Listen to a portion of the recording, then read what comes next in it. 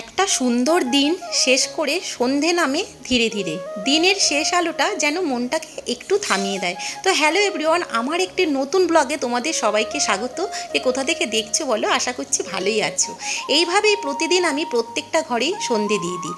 সন্ধ্যের আলোয় আমার ঘরটা নতুন রকম লাগে।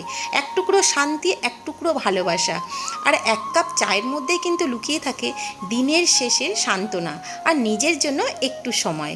তা সবাই ঘরে ফিরলে যেন ঘরটা আমার প্রাণ ফিরে পায়।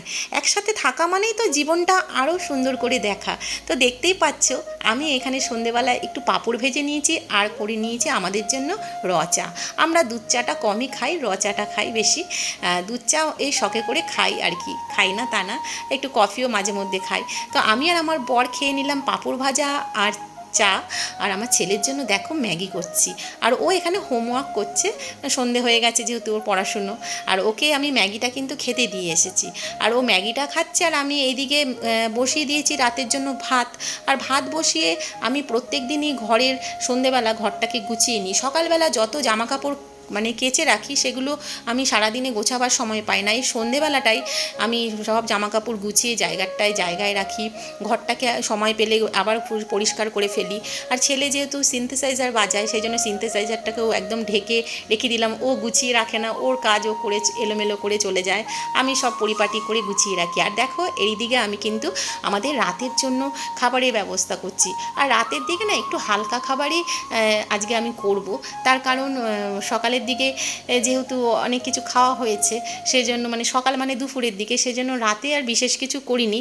একটু ডিম ভাজা, বেগুন ভাজা, ডাল সেদ্ধ করেছি, কেননা রাতে আর ডাল সোমবার দিইনি তাড়াহুড়ো করে। আর একটু মাঝে মধ্যে এরকম হালকা খাবারও কিন্তু ভালো লাগে। আর সারাদিন বাদে যখন মানে আমরা একসাথে হই, তখন মানে সারাদিনের যত গল্প আর আমরা একসাথে করতে থাকি সবাই মিলে। আর দিনের বেলা তো আমরা একসাথে অনেক সময় খাওয়ার সময় পাই না, তো রাতেই আমরা যত আমাদের গল্প থাকে। আর রান্নাঘরের গল্পটা কিন্তু আলাদা। যত যাই বলো, এক এক দিন এক এক রকমের রান্না করি, কিন্তু তাতে মিশে থাকে যত্ন আর ভালোবাসা, তাই না বলো? দেখো আমি ভাত খাচ্ছি আর বরের সাথে কিন্তু নানান রকমের গল্প করছি। তারপরে আর কি, খেয়ে দিয়ে উঠে রান্নাঘরে যত বাসন ছিল সব মেজে রান্নাঘর পরিষ্কার করে নিয়েছি। এমনকি রাত্রে আমি ছেলের যদি পরের দিন স্কুল থাকে, সেই টিফিনের জন্য সব কেটে একদম আটা মেখে সব আমি ফ্রিজে রেখে দিই, যাতে সকালে উঠে আমার কোনো কষ্টই না হয়।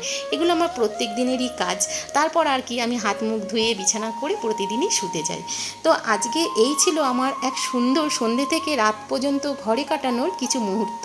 কেমন লাগলো কমেন্ট করে বলো। তোমরা কমেন্ট করলে আমার ভীষণ ভালো লাগে। দেখা হবে আরও এক আগামী ব্লগে তোমাদের সাথে। সবাই ভালো থেকো, সুস্থ থেকো, টাটা।